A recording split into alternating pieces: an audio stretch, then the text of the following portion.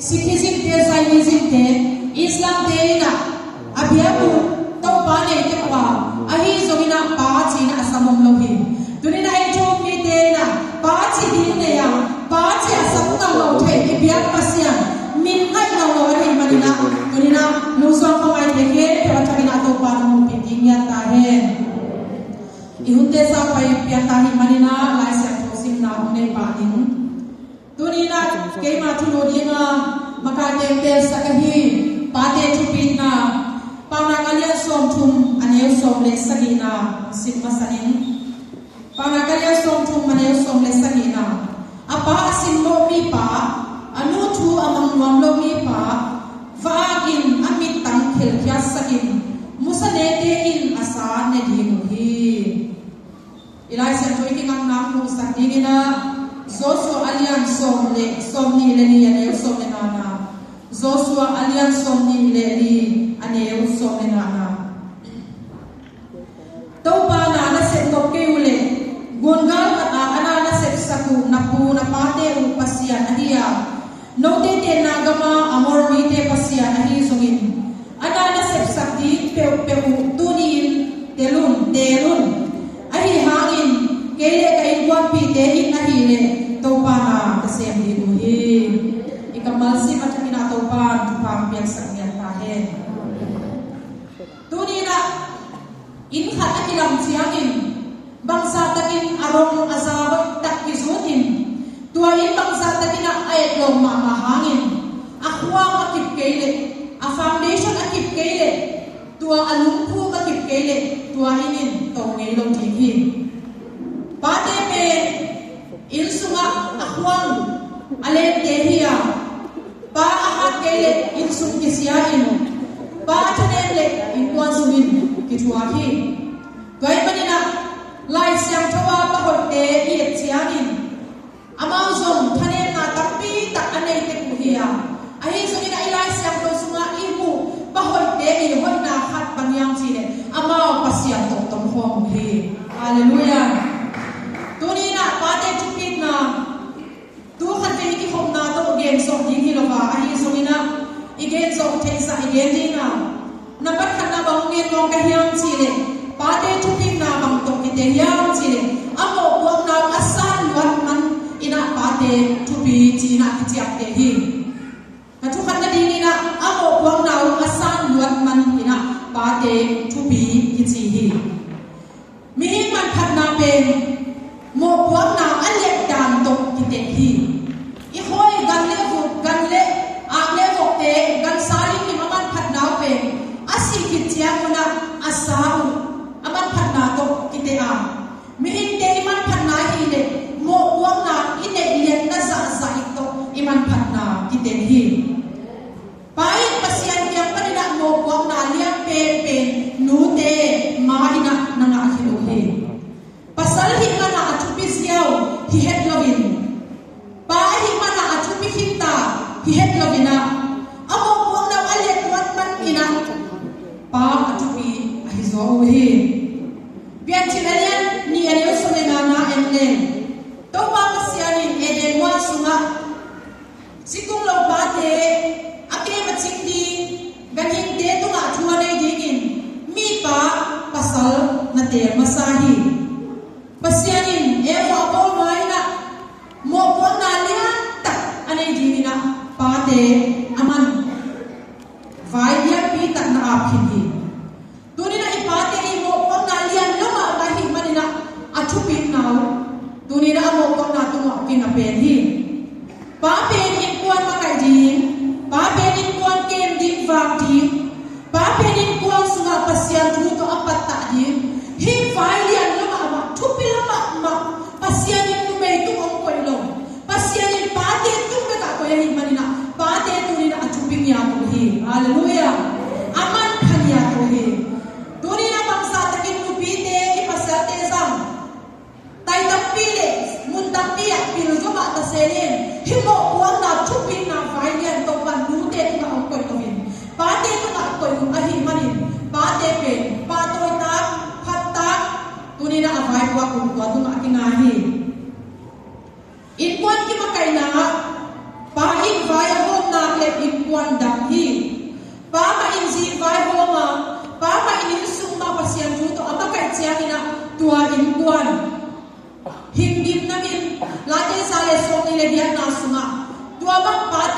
sunga om ta te pen olim no jong hil her to ki bang di nuwa asi te lung ki mina lum tam hi pa te wala in kon wa agel siam leituma om lova pa adam na ka pa in wa hom lia hi le lung lai sia in kwan ichi da hi pa te wala in kwan wa agel siam om lovin in kwan adi me hal biak biak na apia pa te wala leituma aman pha pa om lohi kima kai na chile nege dong sun na ipa te ma in gel siamin nege dong sun na pa te zum te ma ong kiching zo in pa te gel sing vai hom te ma sing vai hom na ma ong lim chi zo pen pen hi zitun zite chuke na amwang lel zite se pek to akingalel ta hilovin ama ma in ma ong patu chiangin in kwan ipol pi i khosumina damna khansana nga sem sem din hi thuin na la ma ia chia ina pa na alian khat aneu gen na sunga in kwan ki khop le anek na te aman phat na pa te din mun mi te la ei so mi te na thui ki hin nok chiangin ita te ita lo pa thui hin nok chiangin an kuang pe wa ai ke le in kwan hun tu na pe wa thui ki hin zela pasien lo pia ante be de lim taka ane ding kim lai khat ve ve itu ki hin na kon ma lo hai manin ki tui na tui to an kuang ko na ki hin the hi tuni na pa te atu pe naw i pok sakki ki no ma zo isa ta ka ta te si te itu ki na di na hi le pasien lo pia an kuang ki un khom na dia ko hi ke hen la pasien tu na ki ma kaya i kuang hun do na te an hilowin pathu pi paman pa te na hun tuang vil vel lai na ita te isin te atwa mina akisan na muna hunong la thei lai ne pa te thu pi na in sunga ane pe panalian pe no mina tel sem sem ding hi pasian in evik yanga bahangin nan ne masala hi hiam chilovin adam sama adam kyanga kuya ong na hi hiam china evi ne khyana apasal adam tuma ong dong he in kwan ong kitat kapa in kwan ithanema in kwan ida to pa mai pa ison kele pasian in nu te tu ong dong masalo dinga pa te tuma ong dong masapen ding he ba yam chile tua in kwan sunga mo bong na lian pi tak pasian in pa te tuma ana ko khitman a hi hi pian chile da tuma ne kwan na sunga pa te in pasian maya mo buang na nei masazo a hi manin tua mo buang na ong sang siam ding ina pasian le nei kuan te na pa te ong na ko hi van lem khat itunga ale ding in ong ki thoi lai takin a pai lo a van lem ho lo ke le tua van lem lam pam dinga atom na chen le ya ke su in asunga tuam te kem pem sidi ku hi tua van lem to se chen in kuwa mo ko sa pen ding yam chile a pai lo a van lem ho le na ko sa pen ding hi tua ma bangin in kuan sunga inut ta ma sunga ipor pi sunga pa te vai hom na ma liam pe pe ni na amal ta van ma ki do pe pe hi ani na pa te pe ta te a di na chu khana ile pasian te a hi hi pa te pe ta te a di na i chu pana ile pasian te a hi hi pa te in chu pha chu khol loi sunga lai sa ko sunga pa te in ata te chu pha apia tu chiangin to pa chu pha o pia sak in chilovina to pa in nang chu pha o pia hen china akam malu chu pi bol ma lo hi pa te in lai sa ko sunga pa te in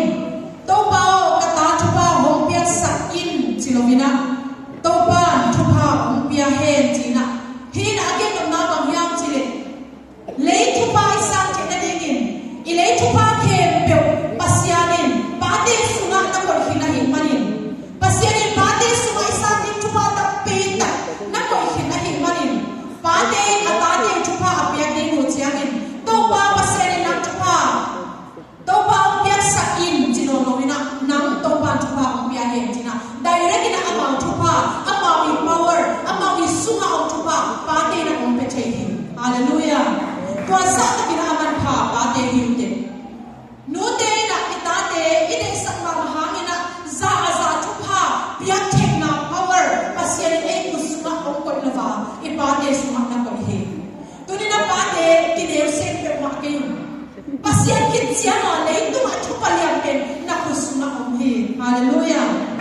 wa hi manina uham khin sate pite pute khin sate samka khin sate ipate suwa thupa amahilam ta te si te na ithei dinga tunina lai siam photo kinaina kaniswa dingi hallelujah Rebecca ina ata sato ama sunga om thupa pia chedi ma om hizenle zo gen success elo ina Rebecca ina sato thupa pe dingi ahile so ina thuma lo ma to azapa sato thuong henin na pa pia na thupa ngenin om chi se se na ina esat ne ya tunina pa te na ha lo to kisai lo na thane na tha tu lo na tha tu to kisai lo ba din kum na din khik nung sam to bai na ta dia din nam suma thupa om pia hi om ko sakhin hi pian che alen ko ane som ni le gam na suka bang ki mu yang chile to pa pasianin shame thupa pia hen la kanan ama sila hisakhe chi so hi no in ta chung ne ya ata te chung lak panina ni in apa zum pina dai pe ngam lovin hong sim mo chiangin ni laka thum laka hakin apa o he pin apa sa mo wan to ong khop sak chiangin atak takin chile apa I hiang na ni na pein apa ina tua atapa thupa pe thei lai na thupa pe ve ve mo khi toy manina pa te yo tunina to pai na nam sunga na husuma thupa liang pi ong ko hi ai nu sam hum chip keila na sina ta ding na ong pula ke se ase hallelujah nam bang ma lo ki chip ma again ke bang ma hikem pil na siam na ne ke ki chip ma again pil na siam na ne para ko se thupa nam tu ong ko lova pasal pa na hi na to ki zui to pa tua thune na nam sunga ong pe hin hi pa te pe ile pasian hi bahagian sile patunga direct pasien tunga direct ka thupa inget pen atak takin sile pasien tunga nget akulo ipate lung kim sakle tua itu aga ang tundi mo ki hallelujah again te na ina visite na ni sa kilo na home zero hi kumpite kya panina visite tunga asum na tugin visite tunga en na thena di hini hem ko hi kitsiani na kinehi ivisite hom simbo bolen ivisite ho langolina ama chu bisim lovin iniza kilona isu ama husuga on kitsi thena bihangin ama in imaya solo ni wan manina kumpite kana direct ka paina thopa ake iniza ibaken ke phangina kinga ton logi bahagya chile kumpite no kong chilo ni ya chile naniza son na visite tu ka kinume kong chile di Dwamba pangina lei chupa isa thena dinina ipate tu mai chupa o khina hi manin pasian tu ma ikap kaple pasian tu ma ikiko ko je pen lumdan ko na ding zoa ipate tu ma chupa ado ding te hi dorina lei tu ma sabdin pa ane no lo te ading ingen na ding ipate om non ge ne lum ke ge ni ipate sa amalla zo pe te pasian ni hallelujah pasian ke ma ilung zo ni sakna ethane na ikisak le chupa fan chupa te pasyan tu ma ngen le ipate tu ma iket thelo ifan pasel aku sunga daireka hu me yong pe thela hi hallelujah doi manina pate na lungwan na pate hangina lungwan khaman na le tu ma inga a ipate hangina identity hi na tak ine thebe ki ipate ma ina okpa kai okpa ta na thebek te hiya ipate hangina inna ama thebek te hi leitunga mi pil research bol te na ba mo kiaw yang chile ba I wa na in sung ba I makai na in sung panina sang ka lo jing tamzo yang kiaw hi ba te makai na le ba te I oppi na ba ane te in sung panina hamten drugs le mona ton asem ahi ton so de ham tam hi jiu hi to be thuk na ba ane te ba I op na in sunga ta te be koi apai so kina hamwan na confidence amaule amang ki buan na ne ham tam hi ba ham yang chile ba le chi akitel na una bang hasana gwam sunga al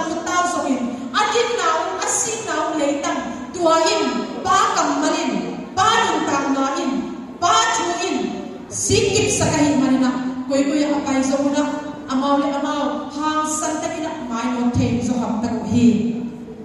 Panay lang day na, kung sima ba nila, ipasyan, mag-invite in Ablen,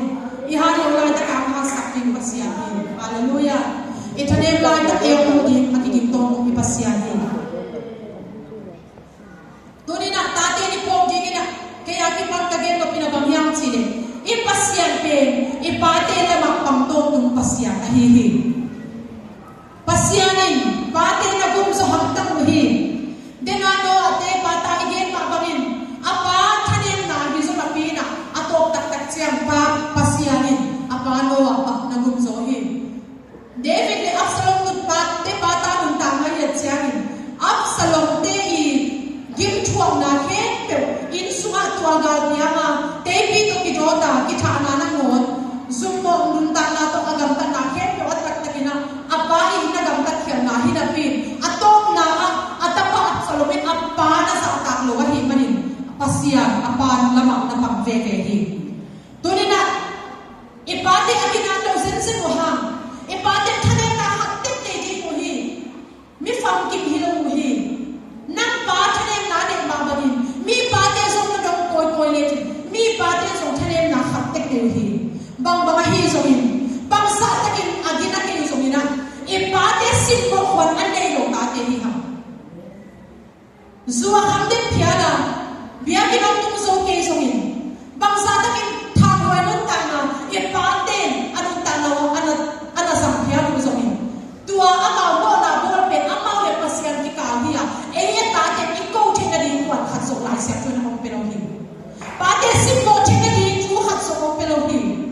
Bang sa atakin ikisa zongin na, ipati simbo na din lai siya ito na, jinsiya hatso kong pelawin. Kaya mga na ipate at hanem ang ginagay kiyang sa una. Tatin simbo pero maalaw din hiyang.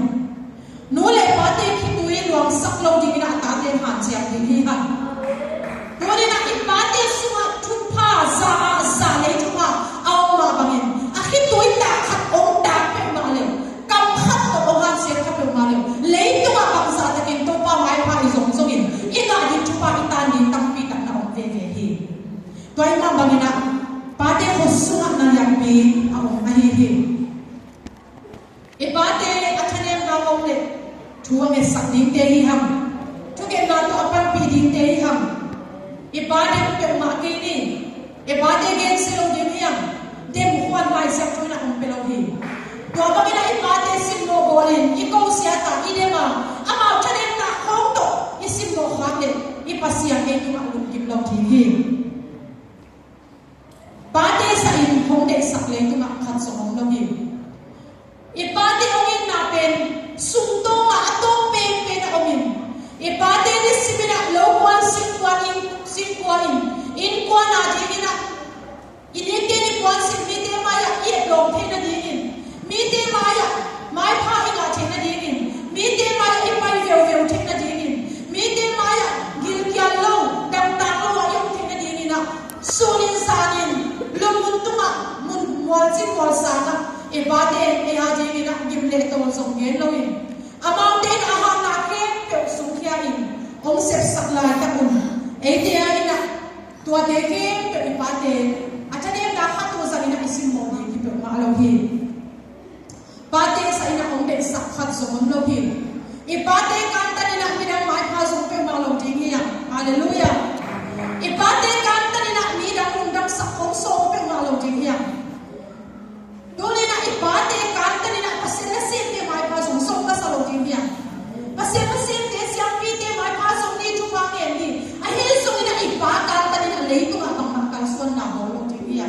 Hallelujah! Duli na ipate lungsong ko ngayon, tate o ngayon, nang o ngayon, naka-vaksang inaun na sa pili na tama pa, ang gengkyan lumanin na alungkim na ang pasyahin. Laito nga chupano na sanoble, isanoble, ipati di ibang yang sina kanina, tunina, isip na ang nagali, wang maina ang daw tilong din, ahunat sinsiyang laito pa chupa, ipati ilungkim sa nagali, pati tumapay chupa, tunglang nga pa alungkim na di may manina, ato po nila ang pelayan niya din. Hallelujah! Tunina, gamtat na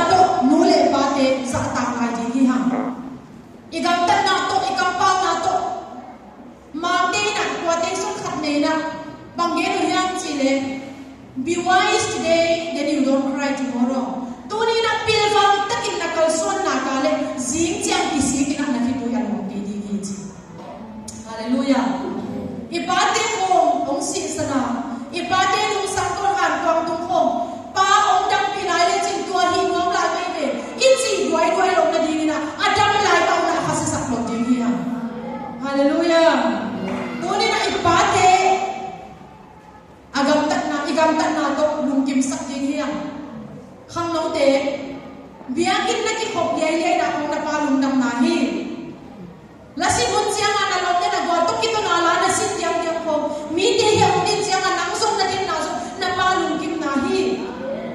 hak sa pi su boy pe hi ma ta se na ser pai ka ka ya na sin na pa lung kim na hi to na i pa lung kim sakin inulong dam sak le bang ha ma le pa to pa sa mo di hi ya nung kum sungina i betel vega ton sim ho sung mu pia misi tam pe betel vega hi misi te si na hang kan kan le i betel ve be ki ke mi zo gam khe pe wa ai zo ho mi sunga misi atar na pe bong ko na hi misi te si na hang aki kan chiangin atang so pa thu nai lo wa pa to sin vai bom lo wa pa to anun tak lo na sam lo ke ma khan to lu hi duni na oi ihiya ai zo mina nule pa thu ngai lo pa ka ta na kal son na khan sa na om lo wa hin lam duni na wo bi mi te a china to pa no tel sen sak ya ta he duni na i pa thu ma te ki zen le ki khanong sang di ilumong dan di ilumong nuam di hak sa na ma om zo na apu so di na lung kim lung dan na to pa no pe di zen hi kipil sakin ibate hong sang ilai ta hong sang su de chiang ibate hong sang i chu nai chu le na digital computerized kuna ibate hong sang inu te hong sang i the zo ong tam se chiang na inu le pai sim mo khat pe ma le khut pe tu ma i ko nun ta na le na pe aki bang ina inu ta na hong pian ti hi toy mani na i khan sau ni ni uta chu pa ga ji ni u le ibate a cha ki ni hallelujah unang tek ka song na etun no le pa sa tak te pasien in kham khat song mak sak lo hi akum kum bai na chu pa pe mo ki no le pa lung ta atwa te no le pa te ma ma adu ta te ma pasien in mo chen di na chu pa pe mo ki amen to ni na unang tek ka song no le pa mai pa amu ni han chiang tek ki hi ki ha sa di hi ha awak dia ki sa sa di hi no le pa mai pa son di ine lai na ino le pa te chu pi bolin tu ni nak na long na bual te kholaka hun nom pen mun nom pen Instagram a post pen di mun nom pen status di mun nom pen mi to apola ba na ne se lo ha il suwa na nu to hun sa ko na pa sa ta mi na hin na ka le na nga ne lo chu pa atam so to pa long pe ji hallelujah ipate sa ta ko ma ma hi turi na enu te zo khat ve ki en ki klem u tham ipate sa lo ko ni na itate ko ipate chane na ko ki bage pi khaya ipate che lo ka na itate tu na chu chi dam lo ko pi bage pi khaya ke ma ma so hi ki na sum di hi itate tu na pa za ta di hi te na pa to ko hi na pa pen hak sat na tam pi ta puwa in kwan vai ki kem to puwa e te ong va ki china e pasat te ni man phat na lai sia chong gen ba ita te bi la ko ko le ba ha ni ita te to pi pa te ong sim mo sa ni ku ya ita te so pi pa te thane ka mu hi ai zo ina lu te kam mal to ki zo ina asa ta na tam pi ta ong khan sa di ku hi ni dang lai na inui pa te hun lai na ta pasal te be pil na ki sim sakin tanu me te in kwan hak sak na ngi na sam ki ka sak lo ko hun te inui pa te sak ki hi ai zo ina tu ni na kanu me pi te cha ko piang lo kham lo te no le pa lu kim na no a in ma pa pa sa ta no na hin na ka le in sunga ane za ke lo aki su za te ko ina no le pa te tu na ita te nu me pasal me lo nu me te na ko tai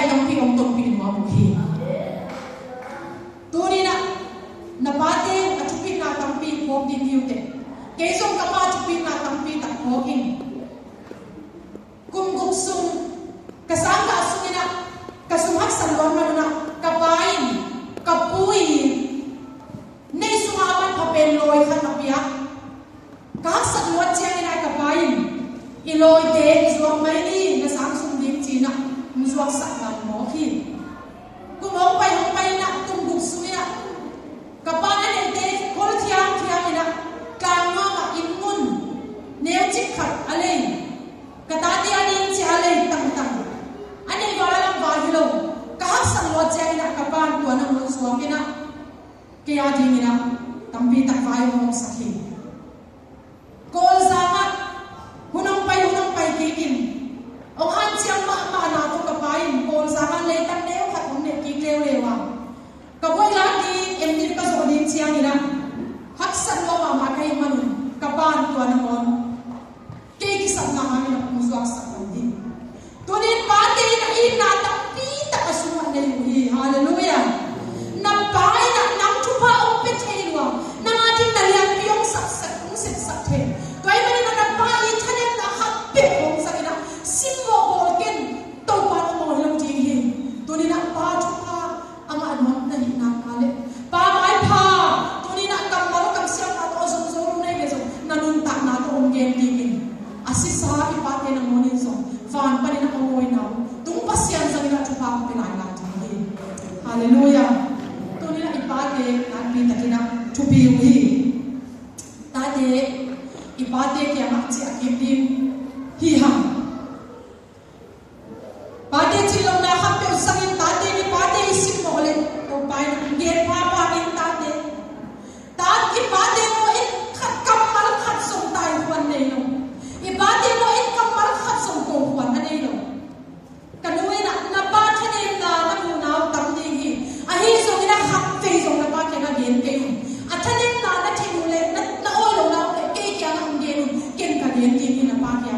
ka za na pe pa khat ve zo na nun ta su na pa thane na gen gen chi na no no vai kha lo ni to ni na mi pa te to ne te chia ka pa ngai hoi pe ke kha in te o ne pe ke kha in te o ngi dak sia ke kha in te zong na no na so mo wai sia ka ke ka mai te a hi so ni pa te su to nga in na kwa ma mai na khen kwa ma mai na he te lo hi hallelujah nu te kina isulenge agina no pe ki pastor mo ke tak me go ni se ni ve to ne na agina no ma mai sa ki pastor ko ong si tak se ni din mun ni ko mi no bang chi mo tam to ne na kanu no along pa hanem lo ma ni khat dai khat pa ma zo te hun associate la ki na ne ve lo vin ama dabli wa ma ki sam na ya tum so wa pa kai sen pul pi ta chu gen gen a pasal la ve ki ko ma o mo na om sia ni na atom na chu gen gen a ge tom loi na ba mo gen yam chi ne ngai lo na pa lo no si san tak le ge me gom ni ni zen kai ve hal sa lo hi ge yam chi ne ma rai tu ni na ki pasal te bang sa takina le tu mit to et tak lo ji ku na om so ni na au pia lo so ni ei nu te na khat ve tha sanin khapetina ita te ai sunai ei ma ma ti so ai sunai na han siang ke kai ni to pa ke ma ni to pan ni khan ni che hong so pe ti ni to hi ma ni na pa te ong ma ni na ei so mi te la ka wa ma ni te ya i pa te ha ni na ataga lo te hi ham na ne ko ko na pa ha ni na mi ma na mi tong sim mo lo ni se ni to hi ma ni na ine ke ni kwal sil di ine ki dom ni tu hun lai ta ka i pa man phat na i mu sen sen lo ha i pa i ko thei kin i pa chu pin na i sim di atam sen sen ke le zo i ko thei ma pet ta ka aman phakin e ya ji na gim na to na khwal fat lo anu ta na om pe hia i pa te na pi ta na wang pe na za ta na anu ta na chu pi bo lai di hi ha agina lo pa te hangin achane pa te hangin achiglo pa te hangina torina bethel pon mi akal swan ye le ve ve te hi hallelujah torina nu te wangane min ane za ane la te hi ta te na pa hangina nang mi no simbo lo kiu kiu na ko en ki selfish lo na to chipa mai le na pa so pa ne e ki selfish lo ina ki pa te ko to khat imit tum lo ko na ko na ko en supi lo mi la ko mi da ko ตัวจริงที่เราเห็นตัวนี้นะครับเราเตะอากวามาเป็นทางเป็นมามิกำเสียนะครับเป็นตัวหางตัวนับบ้ามุขลงไอ้เกล็ดปาตัวมาอาศัยyangเราคงน่าองยำนูตัวมาอาศัยyangเราคงน่าองยำกันนูตัวจีเล็กกับปาตัวจีเล็กเกลิจังเป็นคนตุ้งโลกดิ้งจีน่ะปาวละพอยตัดอาศัยนั่นเองอันเององคดีคิวเดตัวนี้นะบางที่มุนานะองสมินอีปาอาศัยลงตั้งเป็นนับกำเสียนี่ที่สันนาเตเอ็นเราวินะอัมมาอันดีนะตัวปาองเก็บโซฮีฮาเลลูยาตัวนี้นะอิจฉาเนนะกำเสียที่สันนาเตซิมเลเอ็นตัวปาองนามุมันเราดีซิมเลเอ็นเนวที่สัดีซิมเลเอ็นมีละกับอิมายเมียดีซิมยินตั้งปีตั้งตัวปาที่คงสอนเลยตัวปาฟังเลยลีมงไปที่มงเกฮาเลลูยาตัวนี้นะนูเตโอสาตานนำเปียปาตกเลวอินกวานะมาไก่นูเตโอสาตาไว้เนี่ยชิวเดตัวนี้นะอิปัสยันเตลเลวินะตาเตนะปัตตานะอินกวนนะเกตนะนังเลนังส่งกิบวงเลวินนังเลนังส่งตะลุงเกียจนตัมปีตะคมเดงีอาเฮส่งนะเมกงกิสเปมาปาองเลวาปังปากิสเปมาตัวบังปีมาตัวปานะอินกวนไว้ตรงตัวเจียงปาตัมปีตะอันเนียปะโหอันเนียตัวบังทุบอาบะเตมาอันนี้นะตัวปันนังส่งเมกวนทุบอันไปดีงีฮาเลลูยาตัวปันหานังไปดีลุงสิบหานังไปดีไงสุดเสียงนังไปดีนูเบ็ดนะฮินาโตกิจเนมสักเกน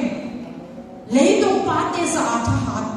ปาเตสาสวัสดิ์อีปัสยันโตนงปังหลายเสียตัวปันนาตาเตมีไว้ไว้สักตัวเราจริง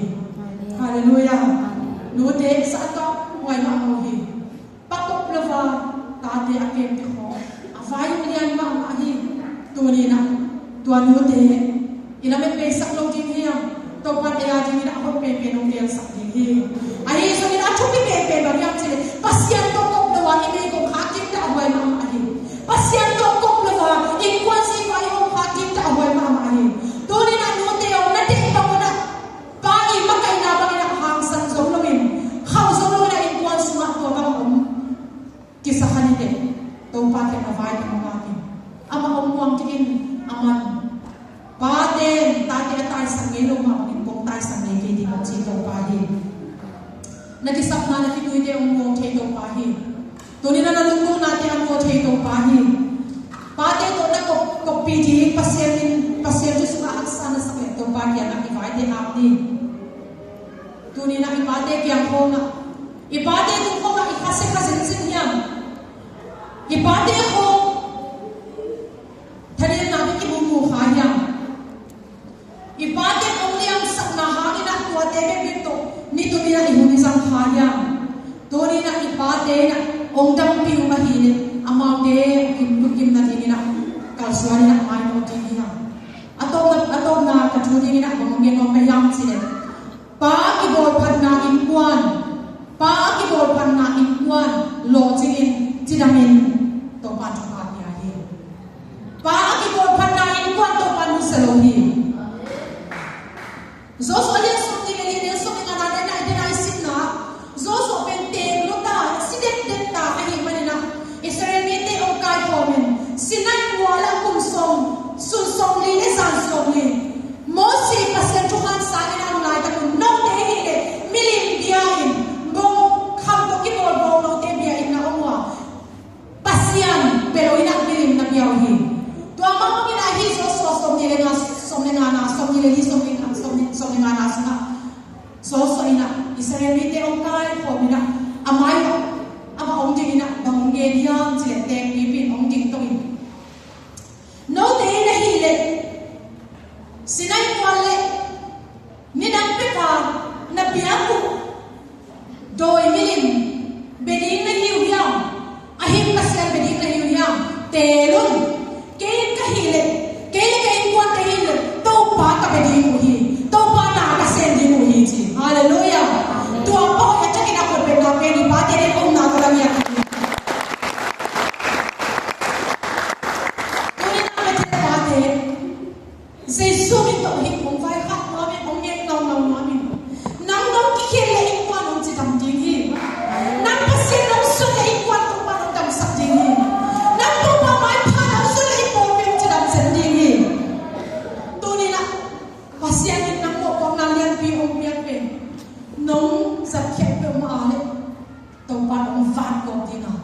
ทุกเห็นดีเจียนของดงคนของจริงอาฮีสมินตัวปาไม้พาลงสุนัขตัวนี้นะปะฮาเตถ้าตั้งหากมาฮิลงปะลงสิมฮาเตอินปะลงสิมจิดังเตนะไอ้ควันสุนัขบังกับปะลงสันติกุฮิลังจีเลเกย์นาดิบเด่นเกย์เกย์นาเฮียขาอิเงเกย์ฮานี่นะกัจจิกตาองเลียมสักอิเงจีกับปะลงสักเทจับตัวปาริสุนัขนาเลียมยงเสพสักอิเงปะฮัดโนกิบอลไว้นากาเลอินวันองจังดีเงZoso in kasile katate to wana seven chilovina zoso in kei china ama pong kipati kele kei kwate le to pana sendi zoso na to bitwa anon tanga suwa pasian tuaman kenjin telahi manina agalo na un tampi ta to pan gol so na pia le to pa pia mi tampi te ka te bai pa to na pesia sein tung pasian tua pa zoso tuha ya hilen nang so so sama adeo so na to pan na di puno ko do hi tulina pateo ke hyam na hi ke ha hi in kwan hi chiang hi tun ke ha hi in kwan hi sa ta ka hi to ke ha hi in kwan hi sa ta ka to pan mai pa so so lo yo ko te ke ha hi nong chi pe pa li pa se ong na kun dam lo ji hi hallelujah tulina so to pan uthala di hi Zile dati no faki hovo no pasien pamatvo aji desa ke to pai ni aji de suk to pa fam na sa kin ang tam ni pate to pa na mong ngaki nang to ala men na yang bi ong ne hi bahama sidin kin muna lam la ta kanang silo bahama accident na to la ta kanang ta na to pa ong kep sak lang bahama ki pe fal fal lo na to ala me pian ang na ka saklo tuni na asithei lo hilowina na hut na mana adam so hilowin na ingwa na din na liam binong sekte khang le chin to pan hu pe la pa na mong ki khek le chin ta den hamon nam le di hi pa na mong ki khek le chin si de lu no na na su no de ki no de i pa te thap pe siamin no de i pa te en hu siamin hile ipate so thang la ki ji hi to ni na ta te ni po to tum ni na ke so ka ki po ki sa ni ka ni na bang yang chi mi te mai a hi so ni pasien mai a hi so ni in mo le ipate khet ni lo ji hi ya pa te me phat nu te ge sia chi bang ko ki the lo hi nu te me phat pa te lang bang chi bang so ki the lo hi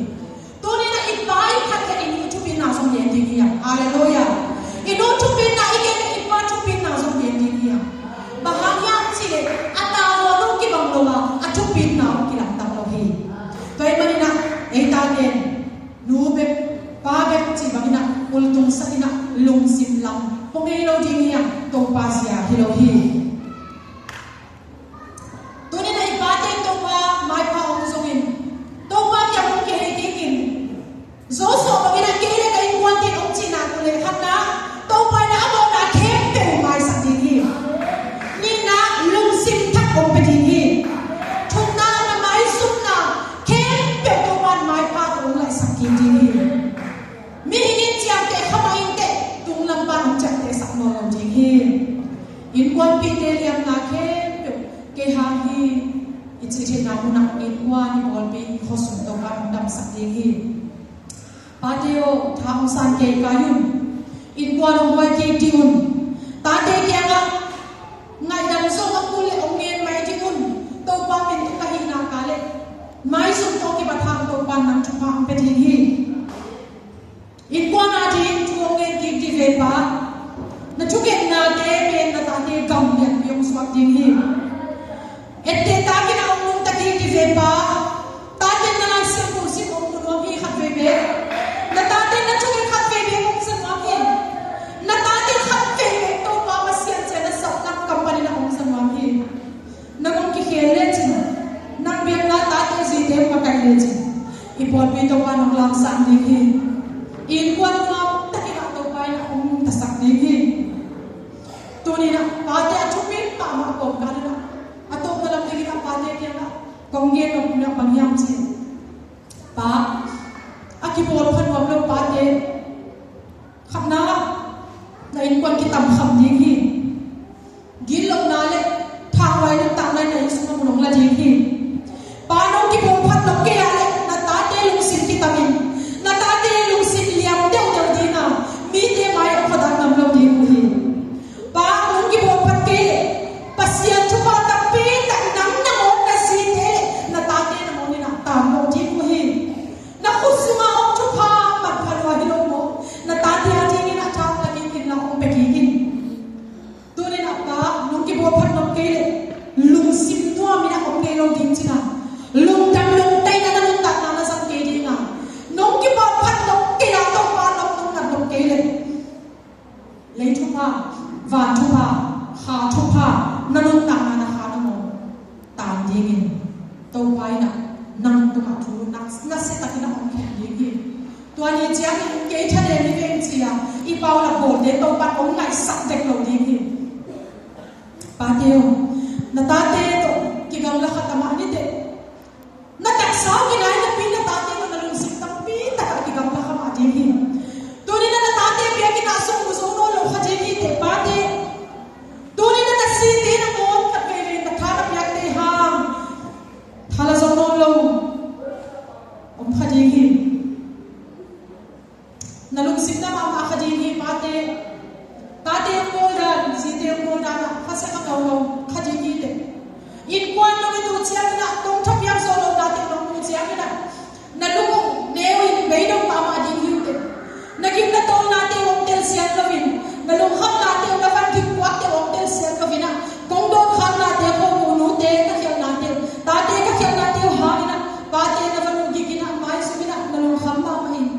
lung leng su ko mai na nam pe tu khi khial na om kha ding ding mu na om mai the hi te bang bang hi so min pa teo no zong pa ane na him a ipa van pasian ipa tu na om chia ki klem chin to pan ko ke to sa tam pi long kim ki ki ki zo so in ke le kai puan te na to pa na ka sen di mu hi a chi ma bangin to ri na bethel pa te bia ki na ki ko pa te na to pa mai pha long su ka to pa ki long ki he ki na kule na thane na no mo na ke pe te na no ta na mo ki boy ke pe to pa ta ma si sang tong so siam ni na in kwan tha kom pe ding hi no ta na tha kom pe ding hi ki lung leo sak ke yo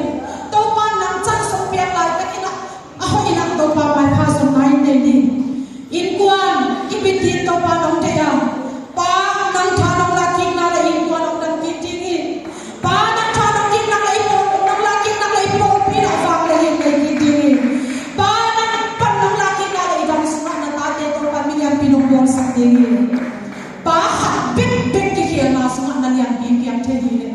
I be te pa te to pa mai pa so ki ki ve pa amang thang na ta te ni nong suan ki ti hi amang thang na in kwan te amang thang na lung dam na te amang thang na lung ki na lung len na te tu ni pa te ong ki ngai lo hi ong ki sa ta lo hi na in na ngai na ong ki lung put pa ma hi pa ko ong na hi nong tum dek ta hi I lo ho je to ong chia me se so kha kha te ko ong ni chi det lo ni hi aman phat na to pa ong tel sian sang ya ta he to ni na nang se ta na wa ko no va va se na ko la ko pa hu ni sang ko ni be sak ha ya to ni na in kwan sang na le tu ma chu pi so khat so mong no hi hallelujah bang sa ta ki ni so so in kwan na pa te hu no pe la si te to hu no sang la ta te hu no pe ni ve wa van gam ma le tu ma to pa no chiang sak de hi hallelujah to ni na pa te na ta te no ka ngai ngo hi na ji te no ngai ngo hi pa te bang sa pa ta te ho mi ngam lo ho mi ong tam tu ni na ta te na pa chi no na ong sa hu pur ma ma di ko bang sa im sin tam yo kha di nya mi te na ta te ko na ka pai chan ke ka pa no chin a chin lai na ta te sum to nga thong hang ki sa in ki song pa de ma hi ve ko chin na kha se yo ga wi na kong la khat pe wa mi bi kharap noi pe wa pa te ang kha ta te ong kha ya tu ni na pa te nang nong ki nang pe pe to pa nong na ko thi su na nang pe pe to pa nong na ki nang to pa nong son ko su inun ta na na ji dam di bring home. Pate in sumo bring home nuang ma mahi. Pate ang pagkantang bata sa kaya in sumato pasona ng lupit ya to. Zite to maakigyan so nung na lungkit na kamon na ang miseni. Hallelujah. Na pause siya so kulke kam siya so kulke. In suma zite mo papte ang check yun la. In suma tate yung isang siya ang check yun la. Tunin na tanong mo hakken so. In sung en kisel niya. Inuwi pa inute ibate kong kepsa imo de kong sung ijway maamani. Hallelujah. Ibaong po sa kanya kanotin om naman saksak imo pite ko imo te kong sung patoy seri na ulong kimsak niya. Tunin na hakle kat chupaki bolen bahagi na vantung lom na inwan sa akong lom niya. Tunin na atong na pena. Ibate kantan hong ina midang mai pa pen sung lom niya. Ibate kantan hong ina munda na tayo niya. Tuwa bang ina pate kaya ka inuwan ten ong siya. Nuten tuwa ki panbaga sa putini. Tuwa ki patinwan sung ki bawa panani. Kaya sung katawang ka ki poki tina panilang na suwato panadyan minsip sa dini. Ife pinading tong ni. Haksam na te hangin talim yung siya. Tina din tayo ina ivulhun siya. Inkuan vaya sa pilo ina ilong kamsim kamakin tuwi ka yung siya. Tolpan na isip sa dingay man na. Tuwa last na